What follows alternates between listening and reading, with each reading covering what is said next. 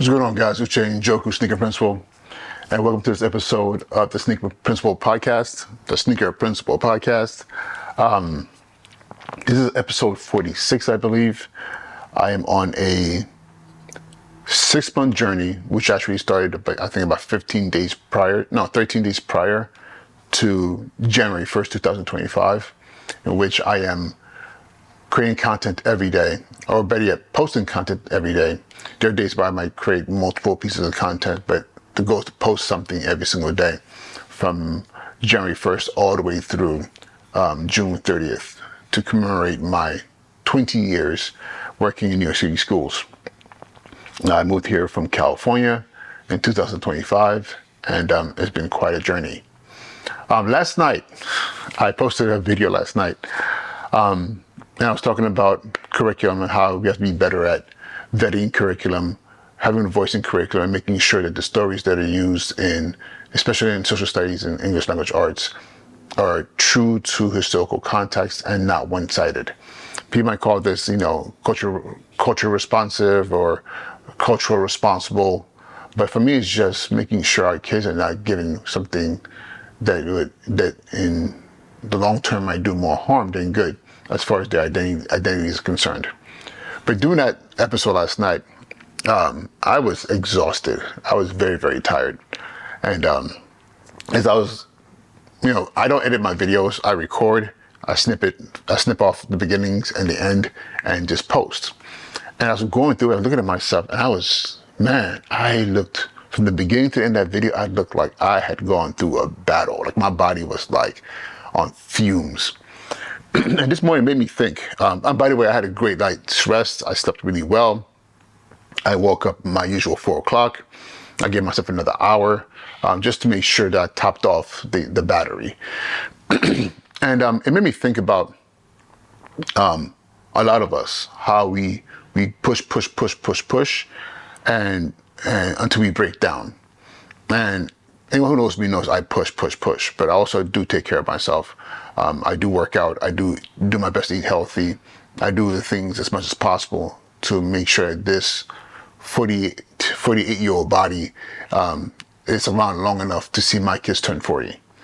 But also made me wonder, it just reflect this morning. So I got up this morning. I didn't go to the gym this morning. I got up. I sat on the floor. I put up my yoga mat. I stretched, and I did a ton of push-ups. And I just did some drills just to get my mind and body connected and being very intentional. And these are the things that I do every day to make sure that I'm as healthy as possible. But then, like I was trying to say, I wonder how many of my colleagues, how many of my friends are doing the exact same thing. Too often we just kind of roll into bed and roll out of bed and we go through our days, and then we kind of do the same thing every day, and we just like we're just these automatons going through the motions over and over and over again, which often concerns me, because if you're not very intentional about how you're taking care of yourself, you will break down, you will get sick, whether it's physically, mentally, even spiritually. You will go down a dark path. It's inevitable, especially when we're not being intentional. And it might not be something that's like in your face, like, oh my God, things are falling apart. It might be just little things that you don't even notice until it's too late. And I'll tell you this, the best people in my life are those who tell me, hey, you look tired. Hey, you seem irritated. Hey, because I keep people around me who ask me, are you okay? Because when people ask me, are you okay? I know they're not just, especially the people around me, they're not just asking me because they want to be nice. It's because they sense something in me that's unusual for them. And I do the same thing for them. If I see a friend of mine or a loved one who seems off, I do ask, are you okay? Because I want to know what's going on and how I can help. And sometimes just asking, are you okay, helps them notice, wait a minute, I'm not okay. Or wait a minute, do I not look okay? And they get to do that inner exploration and dive, and to make sure, wait a minute, they're not missing something. These are very, very important.